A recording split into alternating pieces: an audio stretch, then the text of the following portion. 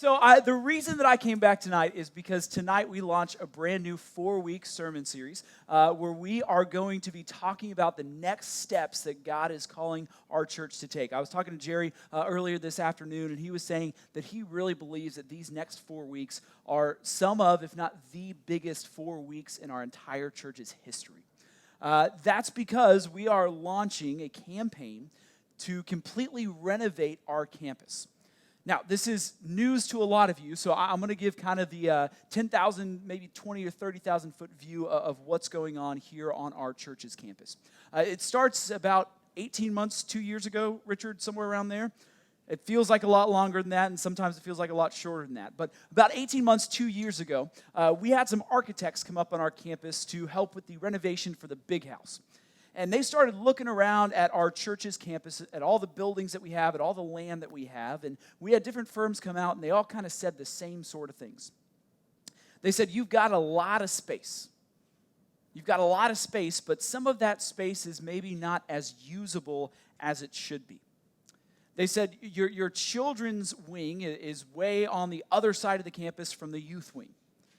And so if you're not a member of our church, when you come on a Sunday morning, it can be really difficult to navigate and figure out. They said you lack gathering space, place where people can come and drink coffee and talk with one another and linger and just be the community of faith together. And they said that your sanctuary, while beautiful, isn't really great for contemporary worship. And so over these past 18 months, hundreds, if not thousands of man-hours have been put into developing a master plan, to hearing from different committees, to hearing from different leaders in our church and on our staff, and working together and coming up with this great big building plan. Now, if you're interested in learning about the building plan, Zach, did you check the recording? Is it working? Okay, I pressed the button a few times, Zach. Okay,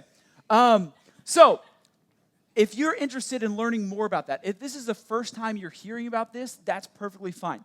This is what we're calling our next journal.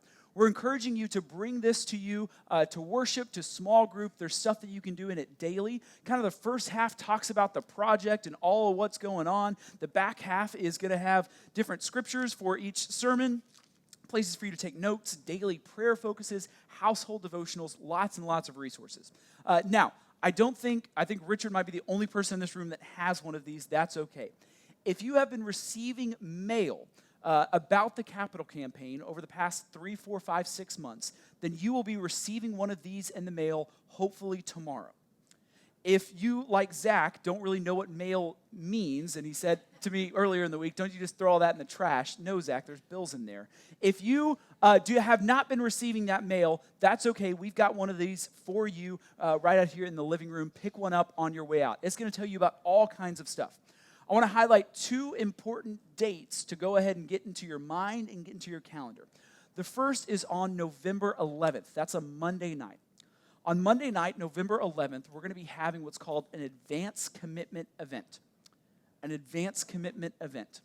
And what's going to happen there is we're going to gather in the sanctuary for a time of worship, for a time of prayer, for a time of visioning. We're asking the leaders of our church to come together and make their pledges financially early.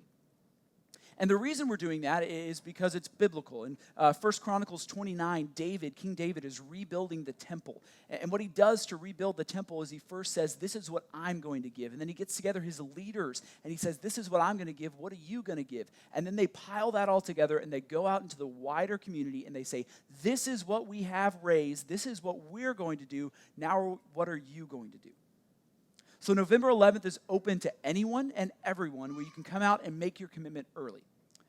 Then, 2 weeks from them, so November 21st and November 24th, are what we're calling Commitment Weekend.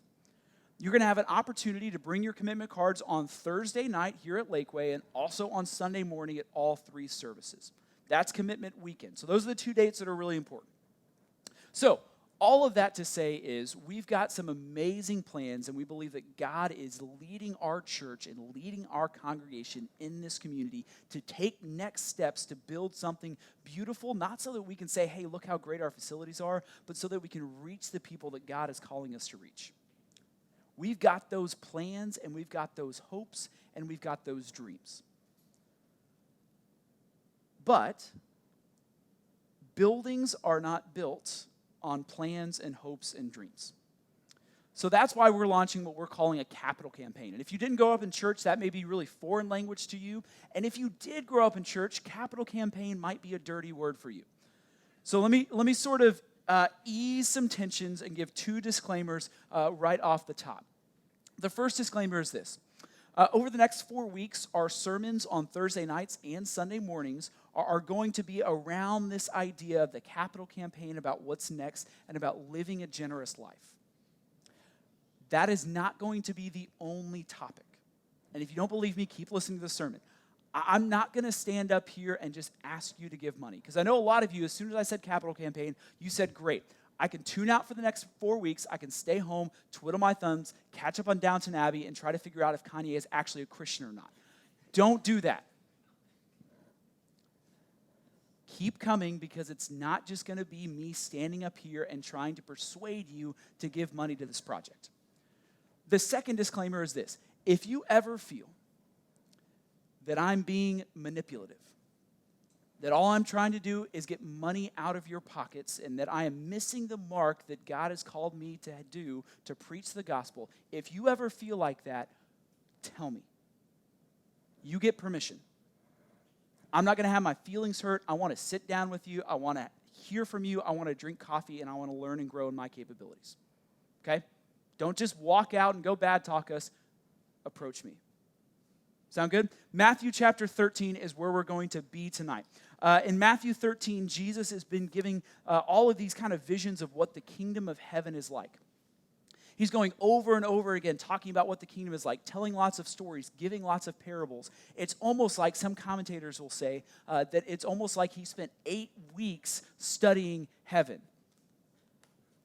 Commentators don't say that. That was just us. So Jesus wants, and the reason he spent so much time on it is because heaven is an important topic. That's why we just spent 8 incredible weeks on it.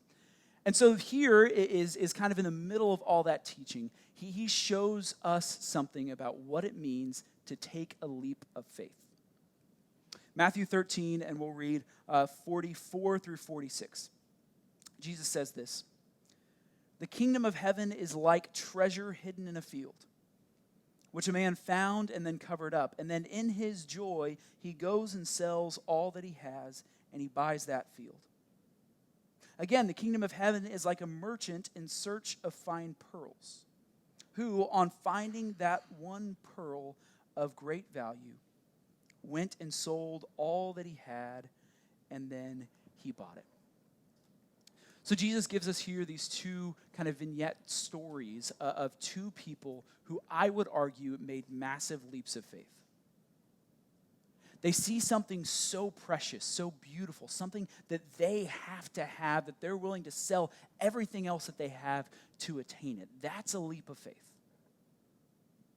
Because what if that man sold all that he has, he buys the field, and he goes and he digs it up, and it's chocolate coins, it's not real treasure? What if the merchant goes and sells all that he has, and he buys that pearl, and he finds out it's not as valuable as he once thought? They have to take that leap of faith to believe within their heart of hearts that what they have found is worth their everything. And so tonight, from these two stories, I want to ask each and every one of us, what is our leap of faith?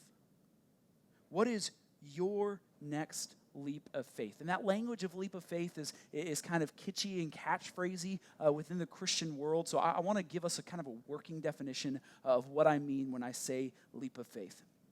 And it's this. A leap of faith is a faith-filled action that to the outside world appears irrational, illogical, or downright crazy, but is a step towards living a kingdom-oriented life. Let me say that again. A leap of faith is a faith-filled action that to the outside world appears irrational, illogical, or downright crazy, but is a step towards living a kingdom-oriented life. So if it's not selling all that you have to buy a field or buy a pearl, what is a leap of faith? Glad you asked. A leap of faith is the stories that you hear of somebody selling their home, selling their car, selling all of their possessions to go to a developing country to meet the physical and the spiritual needs of somebody that they've never met. A leap of faith is taking that lower paying job with better hours so that you can be with your family more, so that you can bless others more. A leap of faith could be as simple as deciding that you're going to wake up an hour early each day to be in the Word, to be in prayer, to be gaining spiritual insight to start your day. A leap of faith takes many different forms. It can take a form of giving financially. I know my biggest leap of faith was when I was 13 years old and God called me into ministry and I answered that call. These leaps of faith take all sorts of forms and phrases. And we've even seen Lakeway as a giant leap of faith. If we think back to 2 years ago where it was just still a dream in some of our minds, we were told midweek services don't work.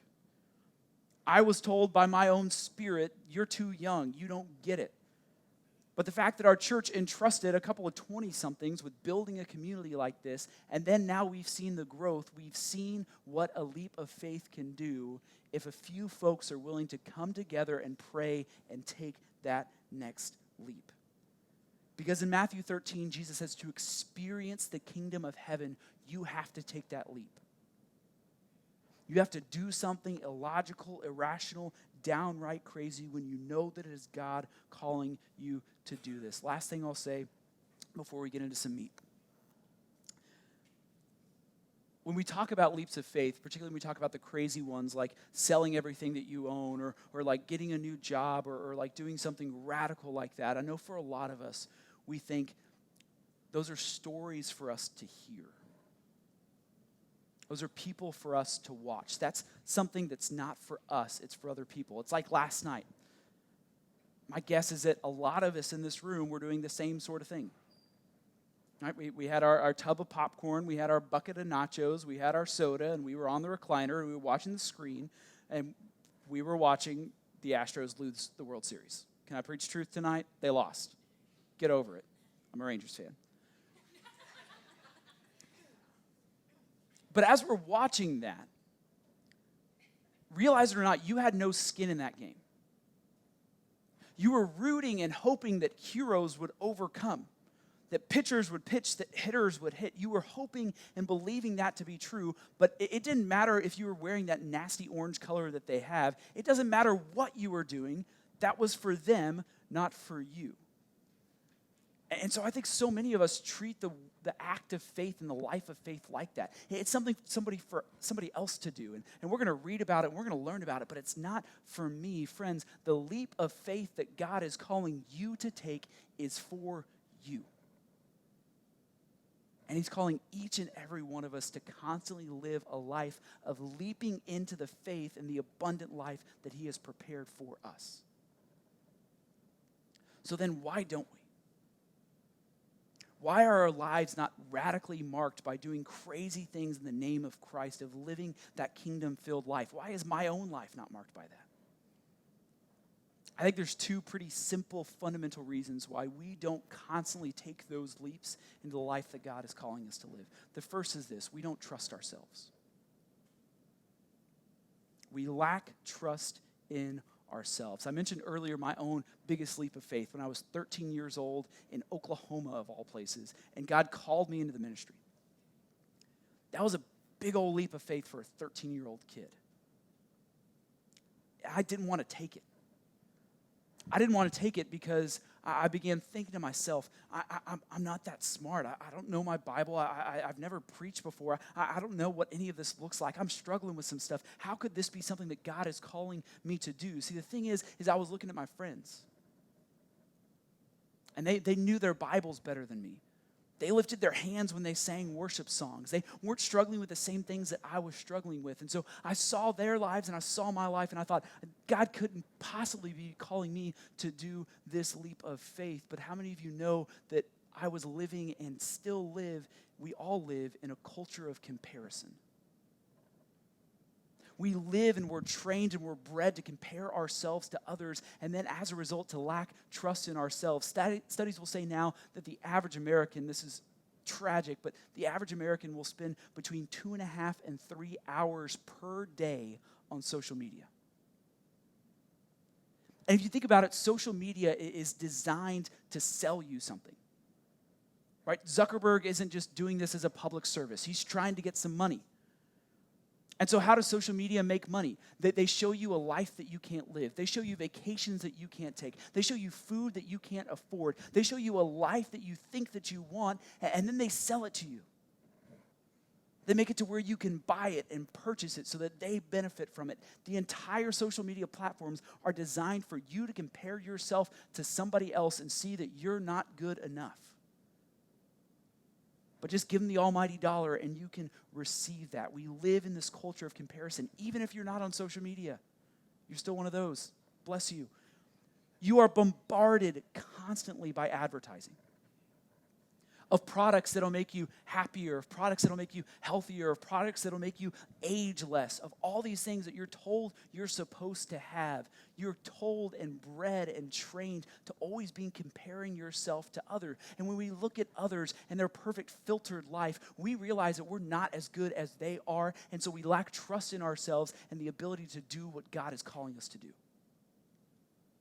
I experience this every single morning. Every morning, my alarm goes off at 4:45. God isn't even up at that hour. I wake up at 4:45 and I have to preach to myself the same sermon. Sometimes the sermon goes a little bit long and I doze back off to sleep. That's not just you, it's me too. But I preach myself the same sermon. I say, Daniel, you're going to go to the gym. And when you get to the gym, you are not going to be the strongest person there. There's going to be people who look a lot better than you, who have been doing this a lot longer, who have less body fat percentage. There's going to be somebody that when you get down on that bench and you put those 25 plates on and they're putting those 45 plates on, she's going to laugh at you.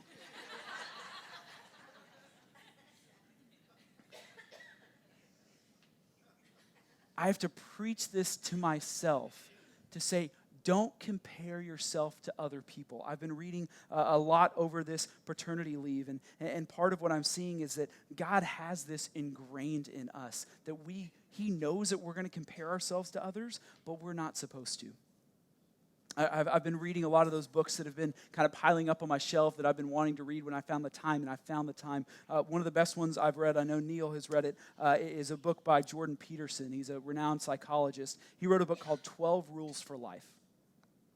And one of his rules, it's stuck with me. I just think somebody needs to hear this tonight. One of his rules is this: compare yourself to who you were yesterday, not to who someone else is today. Compare yourself to who you were yesterday and not to who someone else is today. This is in the scriptures. Galatians 6 says, let each one test his own work. Not someone else's work, not how much Susie is benching, your own work. And then his reason to boast will be in himself and alone and not in his neighbor, for each will bear his own load. On the flip side, when we don't live that kind of life, when we're living and buying into this culture of comparison, James 3:16 says, for where jealousy and selfish ambition exist, there will be disorder and every vile practice.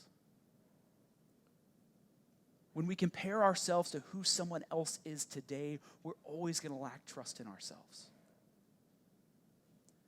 Because the reality is that the only person we should be comparing ourselves to is Jesus Christ. When you compare your life to his life, my guess is that you're going to see that you're not living the life that he lived.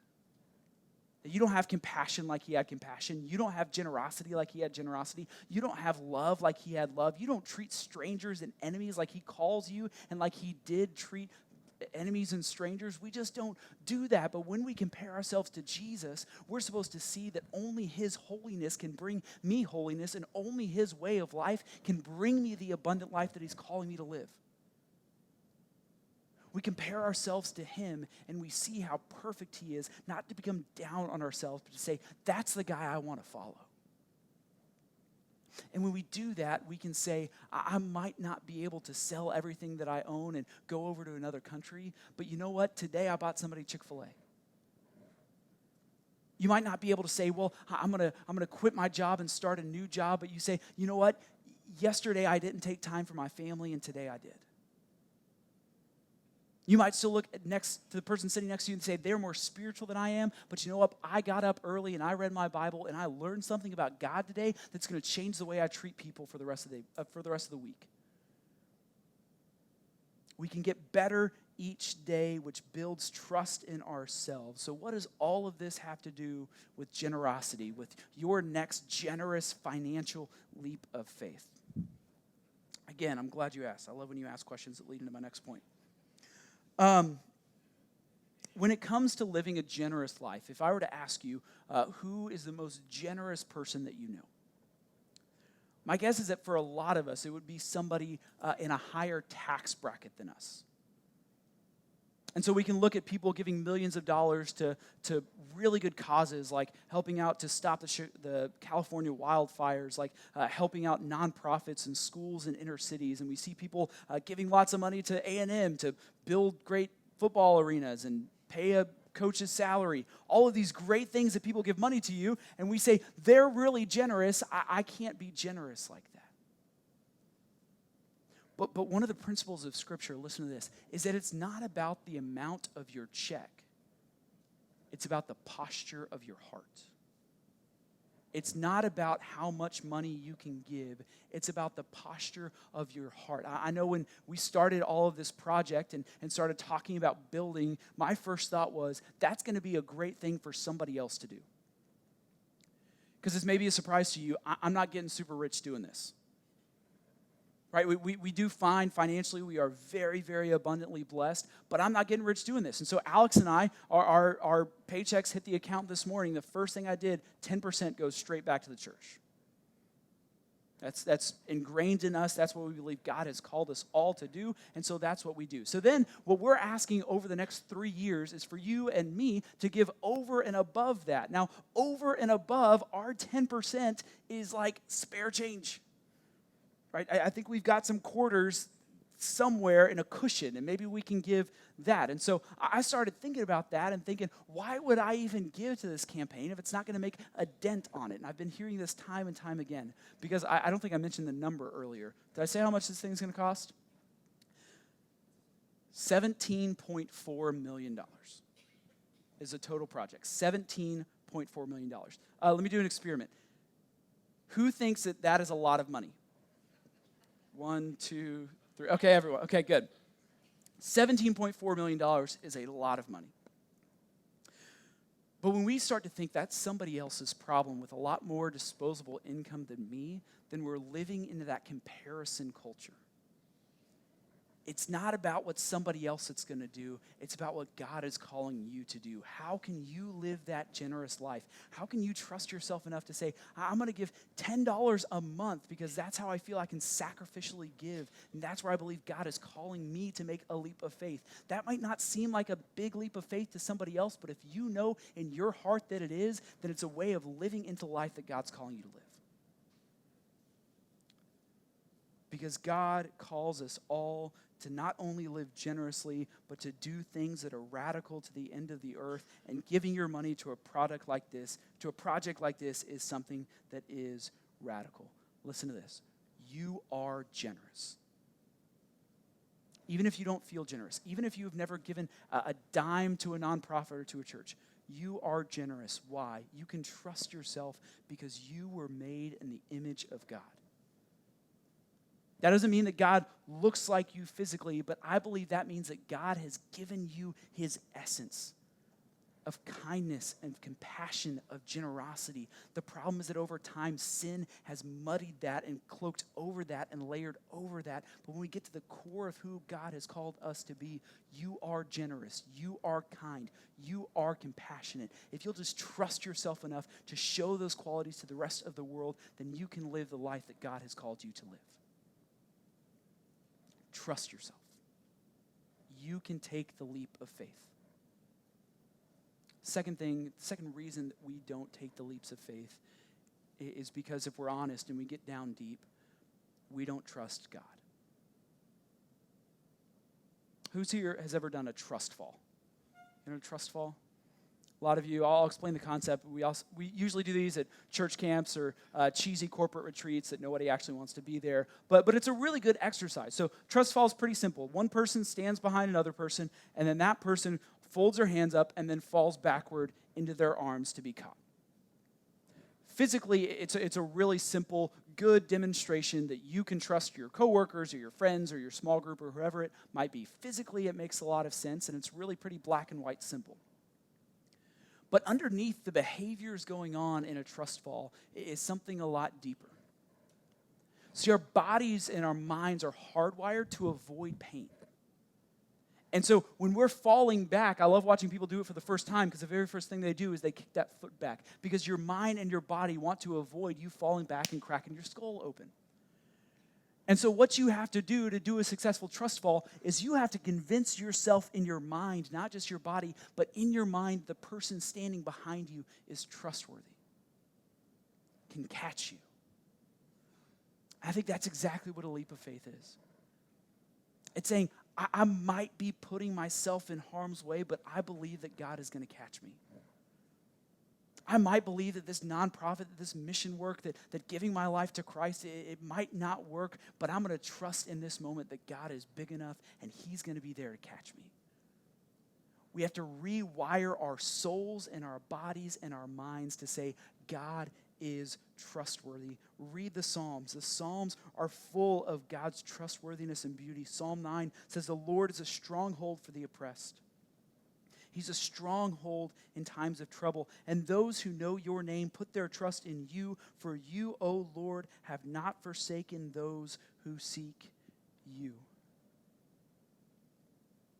God has never forsaken me, ever. Countless of other people will say that God has never left and God has never forsaken me. Sure, there were tough times, but he's never left me. He's always caught me. But the people that can say that, to say God has never left me and God has never let me fall and I've always trusted God, have been the ones to take the leap of faith, to fall back on him. You'll never experience the trustworthiness of God until you're willing to step into the place where only he can get the credit. So what is that next step for you? I want to close tonight with a story, probably the best book that I've read this year. If you haven't read it, I'll encourage you to pick up. It's by Bob Goff. It's a sequel to Love Does, also an incredible book. Very easy reads, very, very powerful, scriptural, spiritual reads. But in his book, Everybody Always, he talks about his friend named Lex. And this friend named Lex became blind at 8 years of age. 8 years old, and his eyesight was taken from him. And so for a lot of people, that would have crushed a lot of his spirit. That would have crushed his will to do anything great. But Lex was different. Lex realized that he had a gift. He had something within him that the world could see. And so he started running track.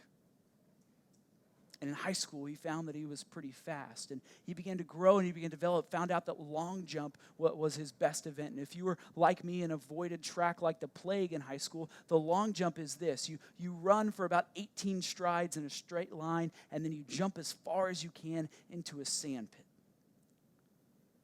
Lex does this and is blind. How can he do this? Because Lex has a friend. And that friend stands by that sand pit. And he calls out to Lex and he says, fly, fly, fly. Lex knows when to step. He knows when he needs to jump because he knows that he can trust the voice that is calling out to him saying, fly, fly, fly. Friends, God is calling you. Not just your neighbor, not just somebody else. God is calling you to take a leap of faith. Take a different job, fly. Sell all that you have and go off to be a missionary. Fly. Finally, show outwardly what you believe inwardly and be baptized. Fly. Give generously and over and above financially. Fly. He's calling all of us to take that leap together. Would you join me as we fly through the next steps of what God is calling our community to be and to do here in the Brazos Valley? Let me pray for us.